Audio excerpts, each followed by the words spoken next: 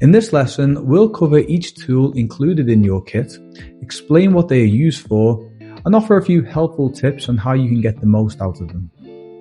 First, we have your plastering trowel, and this is your main tool and the one that you'll be using most. It's used for applying and smoothing plaster across walls and ceilings, and suitable for all internal plastering tasks. Now, annoyingly, most plastering trowels fresh out the box come with fairly sharp, square edges. And these square edges can sometimes leave harsh lines in the result and make it harder to achieve a smooth finish. For that reason, before using your trowel, we recommend wearing the edges down slightly. Now, you can do this by sanding down the edges using a sanding block, or gently rubbing the edges of the trowel along a curb or concrete surface. And this helps round off the corners slightly and breaks the edge in, making it much more comfortable and effective to use.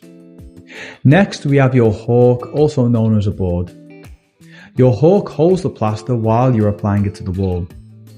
You'll load the plaster onto the hawk from your mixing bucket, taking small amounts with your trowel during application. This allows you to keep a manageable amount of plaster close to hand, making your movements quick and more efficient. Next, we have your bucket trowel, which is used for scooping up plaster out of your mixing bucket and loading it onto your hawk. It's specially shaped for this job and makes the process easier, cleaner and safer. Using a bucket trowel helps avoid damaging your main trowel or hawk by digging into the bucket using the wrong tool. Next, we have your Speedskim, which is a fantastic tool and helps flatten out the plaster much faster than if we were just using a trowel alone. It's best used shortly after the plaster has been applied and helps flatten and even out the surface in much less time. Now, it doesn't replace the trowel entirely, but it complements it perfectly and helps take a lot of strain off your arms and wrists, especially if you're working on a large wall or ceilings. Now, a spray bottle is a simple but vital tool, and it's used for lightly misting the surface of the plaster as it begins to firm up. Using water at the right time helps soften the plaster, giving you more control and getting a better finish in the final stages. It's also great for cleaning up and keeping your tools in good condition. Now, your wet brush is something that is used throughout the plastering process, but especially during the final stages. It's used for neatening out any edges, blending in any joins, and smoothing out areas that are hard to reach with your trowel.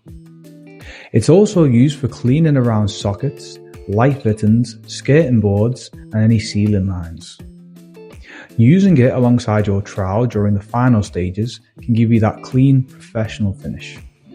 Now, one thing that's absolutely essential, especially for the practical aspect of the course, is your mixer. And this is what we use to mix the plaster to achieve that smooth, lump-free consistency that's ready to be applied. Mixers come in different sizes and qualities. You may want to invest in a more durable professional mixer for long-term use, or may opt for a more affordable option to start with. If you need any support when choosing a mixer, please feel free to reach out and we're happy to recommend some reliable mixers that work well. This core kit is designed to keep things simple and beginner friendly while still giving you high quality tools that will last. As you progress through this course, you will get to see how each of these tools is used in context and get a chance to develop your skills and confidence with them as you go. In the next section, let's look at more advanced tools that are out there that you may need to consider using in the future.